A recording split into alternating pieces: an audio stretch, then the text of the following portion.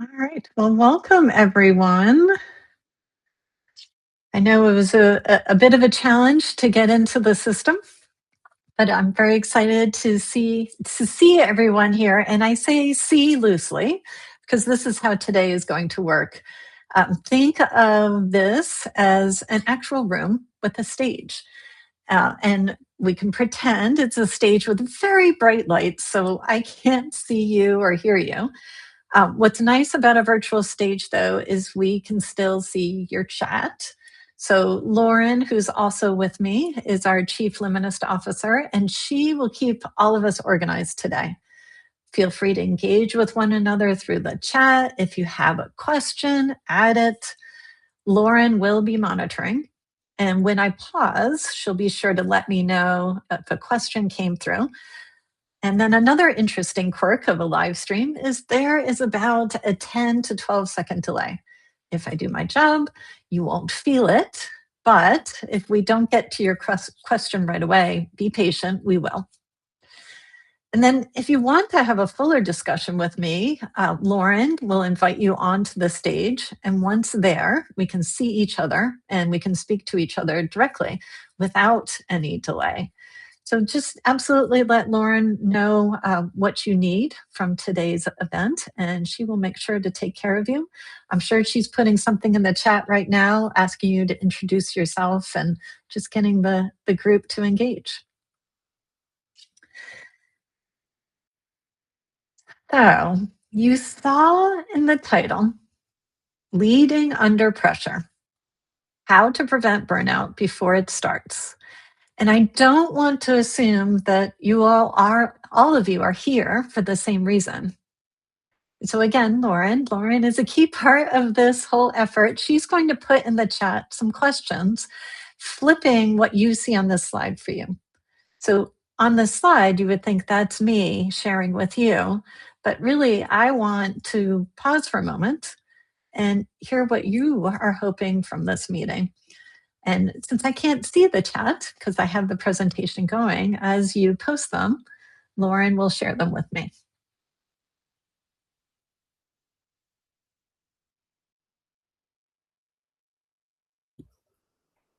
Questions are in the chat, and if anybody's having any issues or technical difficulties, feel free to use the hand raising icon on your screen, and we'll be sure to get it sorted out for you.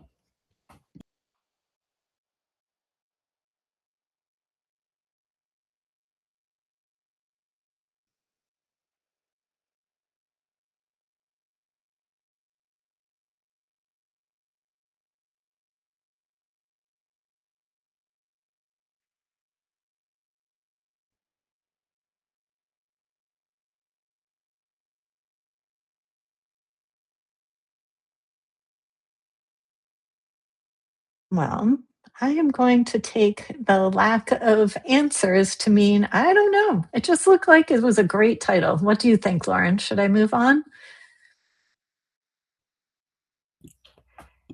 I think so. Okay, fantastic. And if anything comes up, you let me know and we will be sure to address it. Okay, well, hopefully most of you that are on the call, you know me. I'm Teresa Caro, and this is a little bit about my background. But this session is about you, and I believe most of you already know me. In case you don't, here's the mandatory get to know me slide. But just remember, I'm not just a coach. I have been where you are. I have felt unchecked pressure. I know what good it can do, and I know the negative impact it can make. My hope is through the personal stories that I plan to share with you today, you can learn from my journey, and perhaps it may make an impact on yours.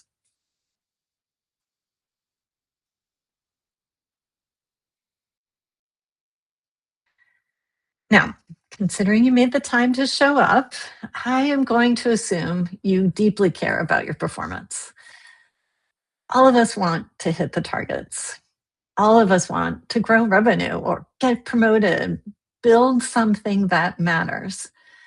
Yet, if we're being honest with ourselves, many of us This is the real aspiration, what we hope to be this person.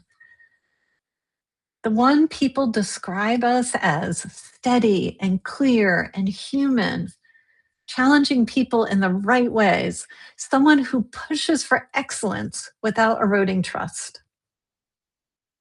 Not just successful, but followable. This slide is actually about me. These are quotes that if you look at my LinkedIn recommendations, you can see them there. And this is a mock photo, thank you very much, ChatGPT, of a mug I once received from an employee.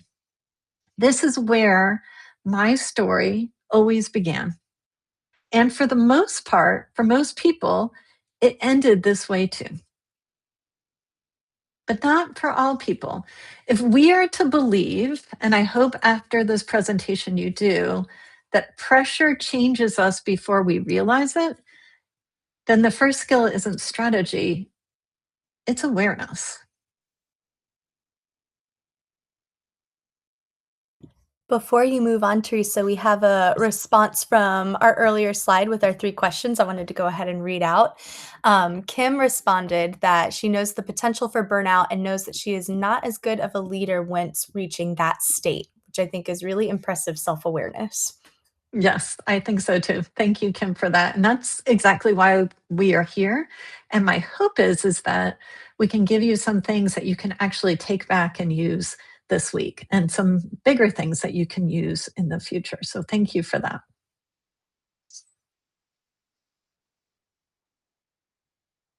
Okay.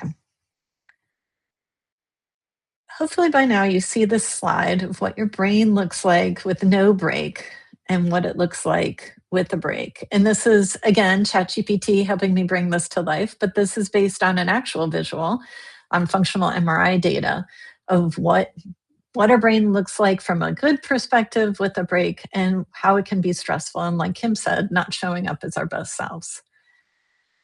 And awareness really starts in our body. It's not a spreadsheet. It's not in the 360 review. And since we're talking about stress and pressure, I am going to recommend that we start with a calm mindset shift. Why? Because without getting too deep into the science at this point, just know what I have to say is going to be better received if I give your brains a break. If I launch into things, well, if I do that too soon, I'll get a lot of silence and skepticism. And yes, I might still get silence and skepticism, but at least I gave your brains a chance to be open, to avoid going into protection mode. So I'm going to ask that you do me a favor. And I'm asking this favor because it's in the middle of the week, in the middle of the day, and you are shoehorning this meeting up into a busy schedule. So let's take a moment to turn off email, chat, put your phones on do not disturb. And you can either close your eyes and rest your brain for a moment, or you can enjoy my photo from a trip to Montana. I believe this is Lake Fork Trailhead, one of the stops I made on the way back from Bear to Scenic Highway Summit. So either close your eyes or just focus intently on this photo.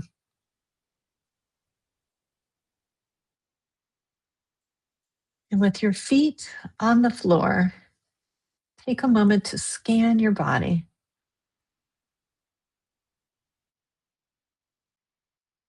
Don't forget to breathe.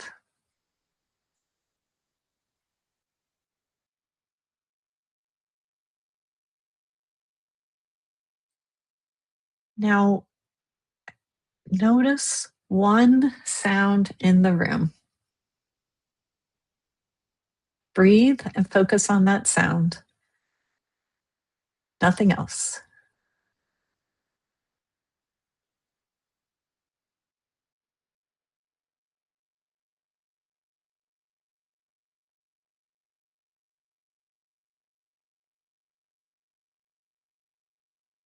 Now focus on one physical sensation.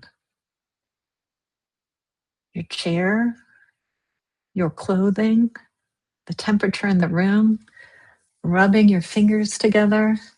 Focus on that single sensation.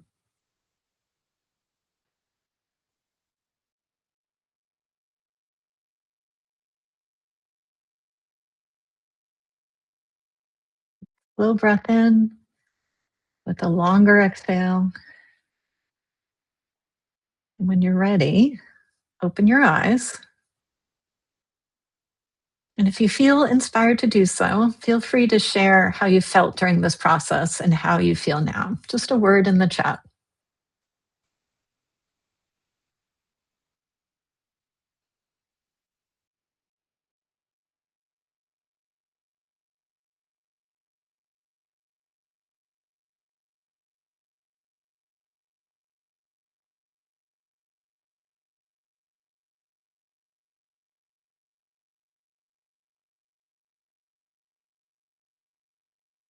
Now that you have peace in your brain, let's challenge it a bit. What comes to mind as you read this slide?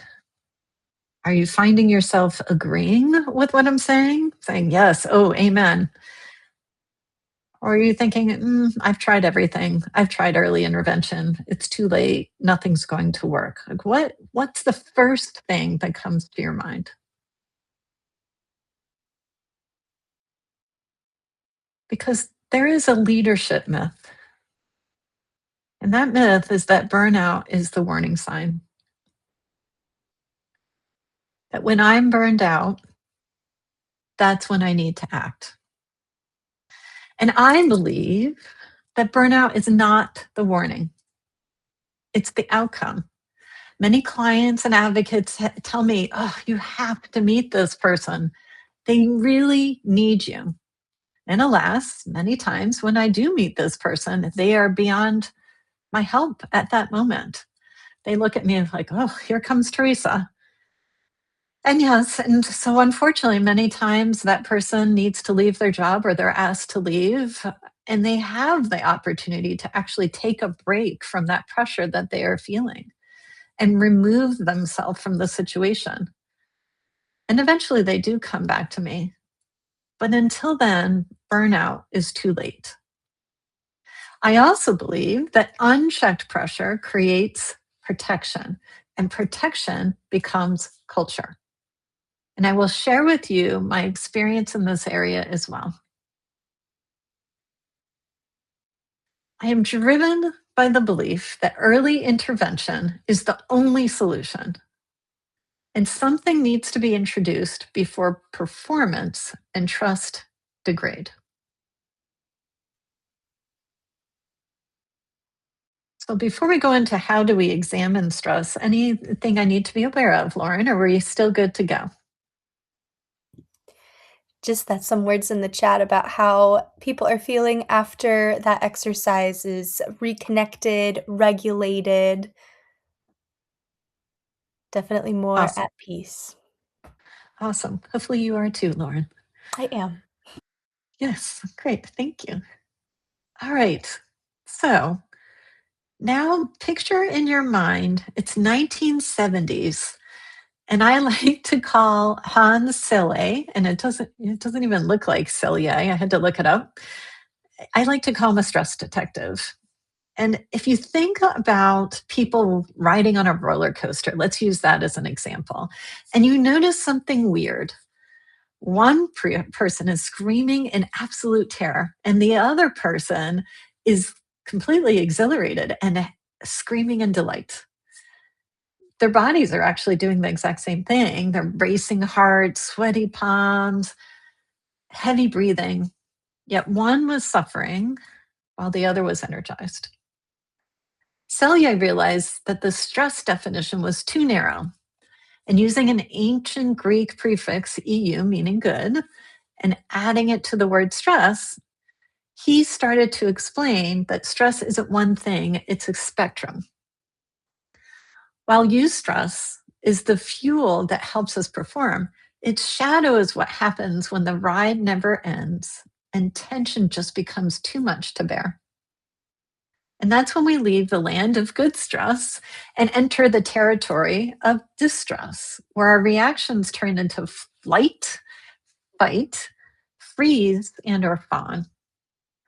And high performing leaders believe they need to handle stress and protect their team from stress and pressure from other leaders and other elements of the business.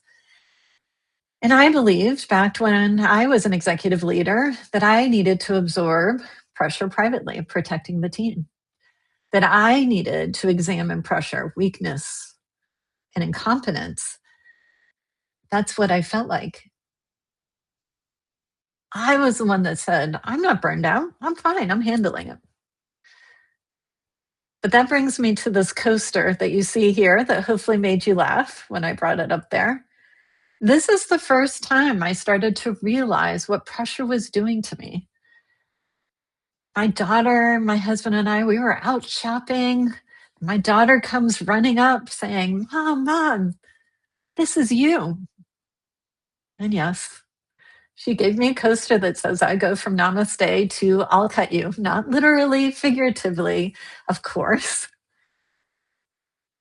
But that was the first time I started to realize that what I was doing to absorb pressure privately was starting to leak out.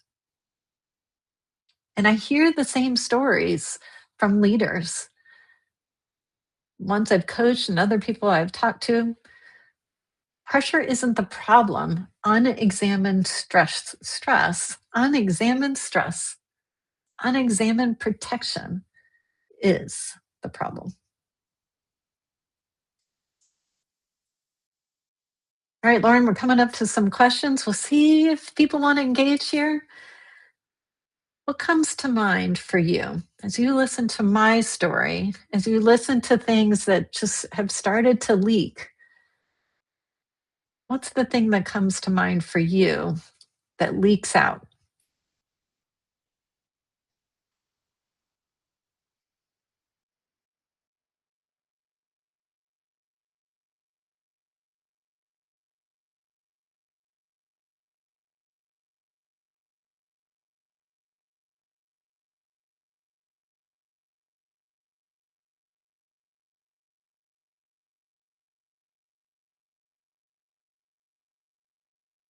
While you're thinking about that, I'll share with you a little bit of what happens to me. So, three different things. One is I look at it from an internal experience. I get mentally overloaded. I'm just quiet exhaustion. My best thinking is not available in critical moments. And really, leadership feels harder than it should. The physical things, those 2 a.m. wake ups when you can't fall back asleep again, jaw, neck, shoulder tension. Yeah, GI issues, weekends not resetting. I actually, speaking of GI issues, I had another stomach issue, so I had to work from home. And this was not the first time it was taking me, it was happening a lot. And I reached out to a coworker, say, hey, can you send me a picture of the whiteboard? And apparently, again, leaking out, other people noticing before me, he held the picture hostage until I made a doctor's appointment. So that, again, the physical signals were leaking out, and I was sharing it with other people. There was behavioral leakage, shorter tone, snapping, impatience, over explaining or defensiveness, all these things. And then at home, present, but not really present. That is resonating with the audience here in the chat. We have a response that says, I get too quick and sharp in my reactions. I don't take the time to stop and really properly consider a good response.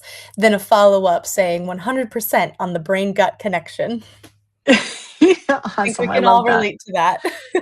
Exactly. Exactly. I love it. Yeah, it happened with me. And then I started to coach and I realized it was happening with everyone else. So I was really trying to figure out, talking or seeing a doctor or taking a pill just wasn't doing it. And then because of that, if I could go back to where I was at that point, and this was even after the coaster. So the coaster happened early on in my career, and then I just kept going. In my mind, I wasn't burnt out. I wasn't melting down. Heck, I was elite. I was producing, I was delivering, leading, If there was a LinkedIn badge for thriving under pressure, especially those of you who follow me on LinkedIn, you know I would have added that to my profile. Under sustained pressure, though, things shifted.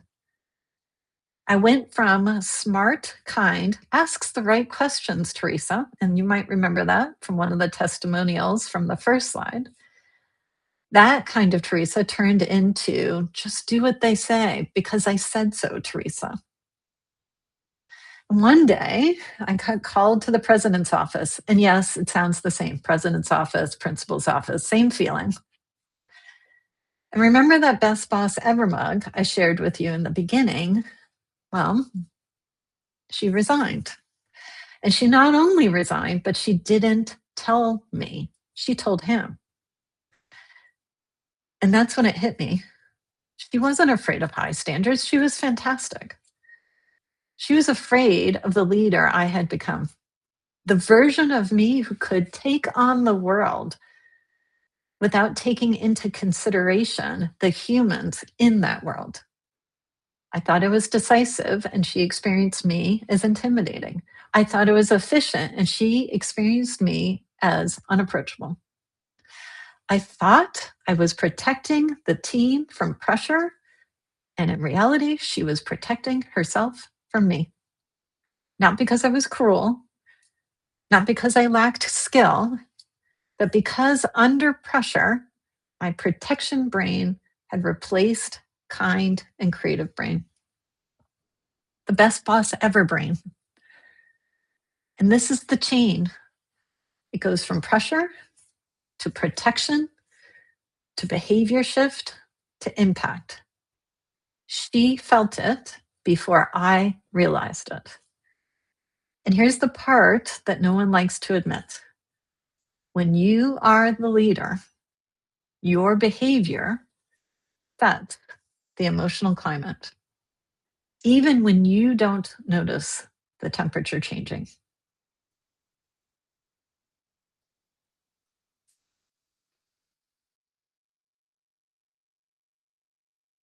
This is not news. It's certainly not new news. I did a little research before I came on to talk to all of you guys, and it has been considered, burnout has been considered a lagging indicator since I guess 2005, if not earlier, when WHO started putting out reports. We all already know that it impacts us, that it creates a toxic culture, all not new. So why am I talking about this? What makes you believe what I am saying different? Because I believe that I have the solution. It's a little science here. Here's what's happening biologically.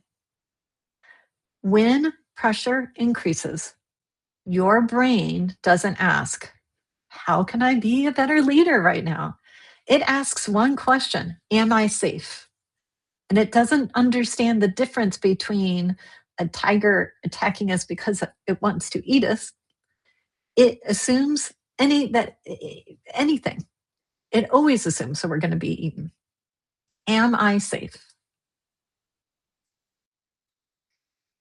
And so then the threat circuitry activates first, always. That's the judge brain. You can see that on the left. It scans for risk. It exaggerates consequences. It narrows perspective and it prioritizes control. The sage brain is different. It accesses empathy, creativity, curiosity, clear headed decision making. But here's the catch.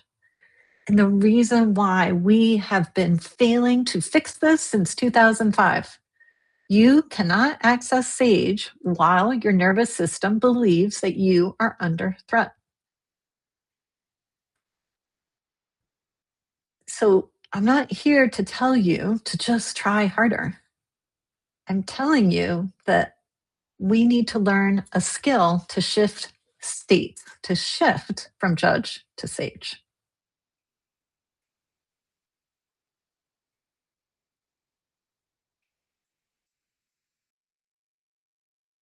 All right, Lauren, I'm going to give it a few seconds for this slide to come up. And I asked the question, have you completed the assessment? You're probably wondering, what assessment? A few of you had emailed, and few of you have already gone through the positive intelligence assessment. Just know it's a free assessment, and this QR code takes you to the free version from Positive Intelligence. It takes 5 minutes to complete. Knowing that we're under a little bit of a time crunch, I'll just make sure that everybody can use the QR code, that they actually see it and they know what to do, and there's no other questions. And then I'll let you finish it after today's session, and then you can feel free to reach out to me and we'll go through it together. So I'm going to pause and for about 20 seconds or so and see if anybody has any questions or concerns about this step.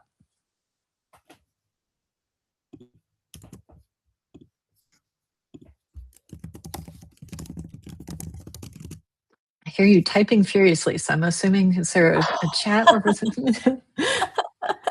I had forgotten I had already taken myself off mute.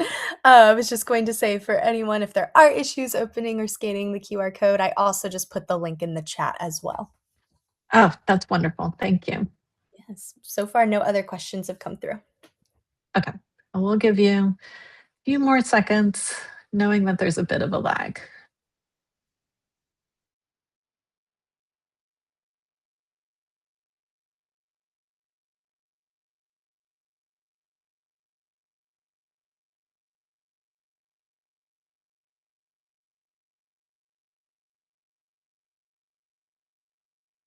So learning how to access your sage and staying in sage takes a bit of practice. And the first step is just really understanding what's going on. And so, what you see here, so this is a program through an organization called Positive Intelligence. Shirzad Shamin actually wrote a book called Positive Intelligence that you can buy on Amazon. It's a wonderful book, and you will learn that there are 3 different steps in what he calls an operating system that I will take you through. This is the first step, just truly understanding what's going on. And we do that by learning more about our saboteurs. So if the judge is that overall umbrella state that we go through, the 9 saboteurs, I like to say the judge and his merry band of saboteurs, these are the things that cause the judge to happen. Now, it's incredibly important for you to remember as you're doing this, these are not 9 things to tell you how bad you are. All of these, even things like avoider and victim, all of these can be used as strengths. And I will share with you a story of me in a couple of slides. But just remember, all of these start off as strengths. It's until they become overused. It's until they make you feel badly or someone else in the room feel badly or just feeling badly about a situation overall that they sabotage us, that they keep us from becoming our best selves. So you will learn more about that. And then once you've complete the assessment, ask yourself these questions, and Lauren or I will send you these questions after the presentation to help you think through it. But as you click through each of the saboteurs, you'll see where they are strengths, you'll see where they turn into things that sabotage us. If you really scroll down, you'll see the origin story of each of these saboteurs, and you can start asking these questions. And these are micro behaviors. They're not dramatic failures. They're just micro things that happen that once we start becoming more aware of it, it'll be easier for us to grab it and shift into sage.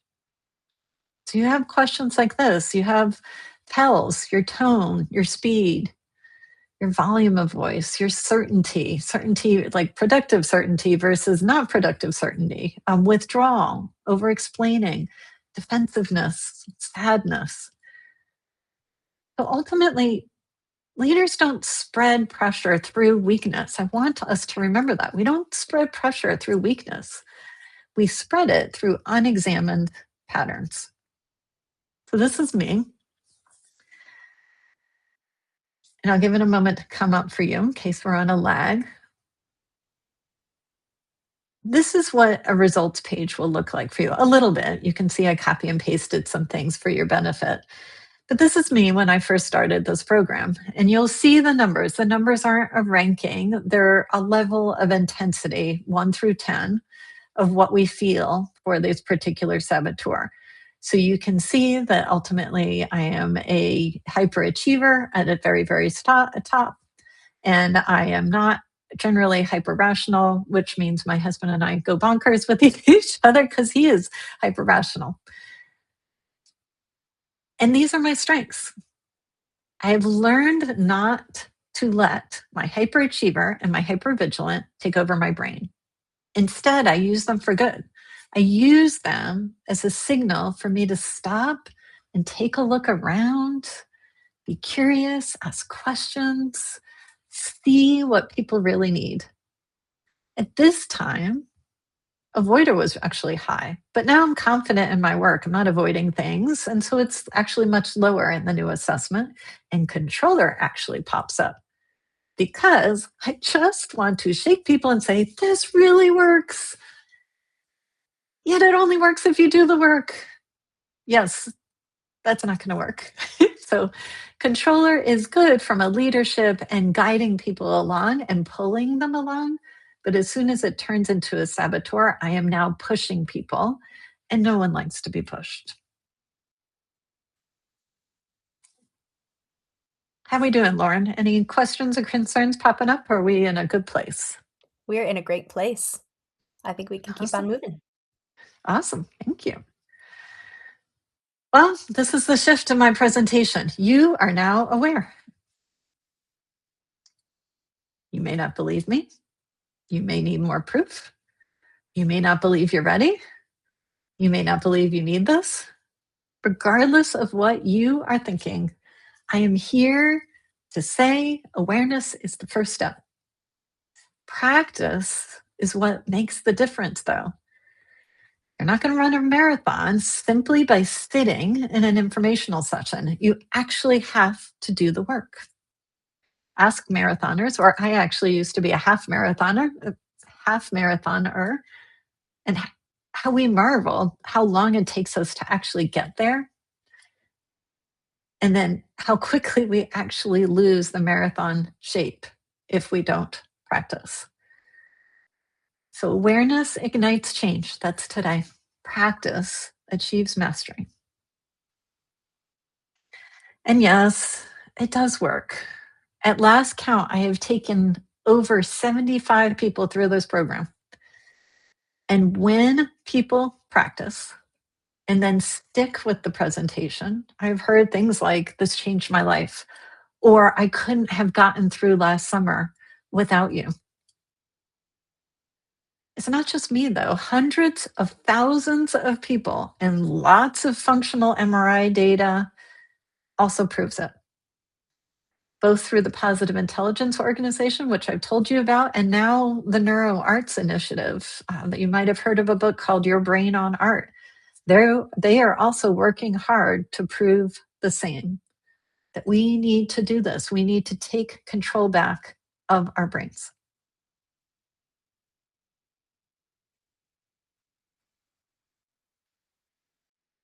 Let's practice. Think of a pressure point. Get that in your mind. And notice what your judge is saying. This shouldn't be happening. They should know this. I can't believe I have to fix this again. Keep it in your mind.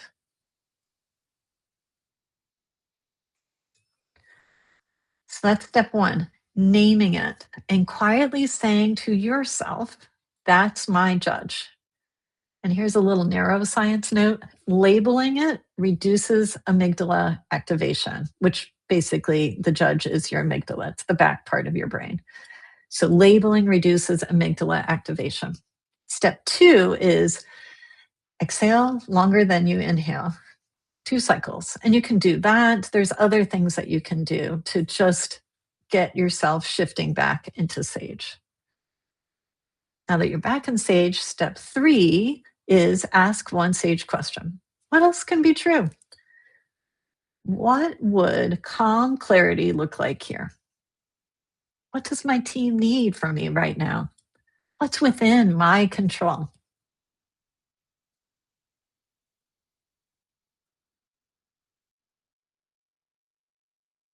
Notice the difference.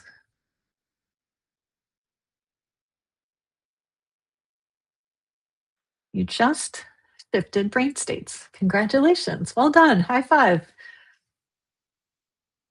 So, breaking it down into 4 steps, this is the simplicity of this operating system.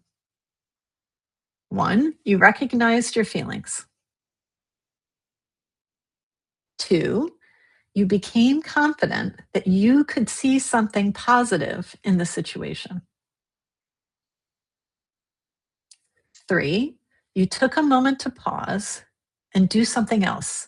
In meetings, you can make a fist under the table and relax it, or you can twitch your toes back and forth, left, right.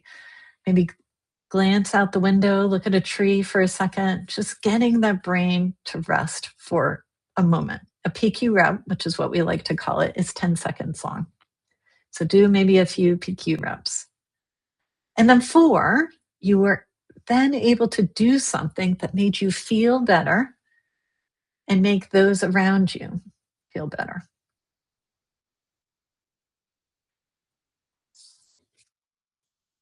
Feels too easy, right? Yes, there are some things that we can fix right away. Pausing before snapping at someone. I call that a 5-pound weight because remember, the brain is a muscle. We may not literally be able to grasp onto a weight with our brain, but figuratively, we can grasp it. We can grasp that weight, that 5-pound weight. Bigger things, though, holiday dinners with extended families, that board meeting with the newly formed board made up of activist members. That's a popular one these days. Super annoying know it all colleagues. These are 50-pound weights. This is the reason why many of my members remain in the program because they know they need to first build the muscles and then maintain those muscles. So today you achieved awareness, insight, that's 20%. The rest is building of literal muscle. And functional MRI data has proven that new neural pathways and sage gray matter are built and maintained through this approach.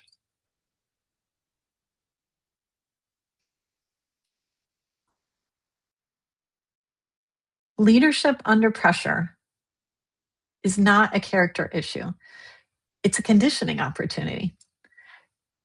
You built your judge under pressure over years. You won't undo it with one insight. Success requires ongoing practice, about 15 minutes a day, 7 weeks intensive, just long enough to build that self command muscle, and then figure out what you need after that to maintain it. And okay, let's not let the amygdala, that judge state, kick back in with my sales side. This is the part where I typically hear, I don't have the time, nor the money, nor the budget to do this. And this could be true. Yet, I will challenge you to be curious. What if this judge feeling is it trying to protect you from just doing something different? What if doing something different for 3% of your day can change how 97% feels? And you have options. If today was helpful, you can stop here and practice on your own. You can get the book. You can do all those things. Look at art. You have options. If you want immersion and support from leaders, there's Living a Prioritized Life. If you want application inside your team, we can talk one-on-one or team coaching. Whether you work with me or not, don't wait for burnout. Pressure patterns do compound. If you want to have more of a one-on-one conversation with me, you can see the QR code up in the right-hand corner. It'll ask you a few questions. I have been told that people in certain states get a little hijacked by my questions. They are just clearly for me to get a better sense for how I can make the 30 minutes that you're spending with me as valuable as possible. So just be honest in how you answer the questions. And I hope to see you soon.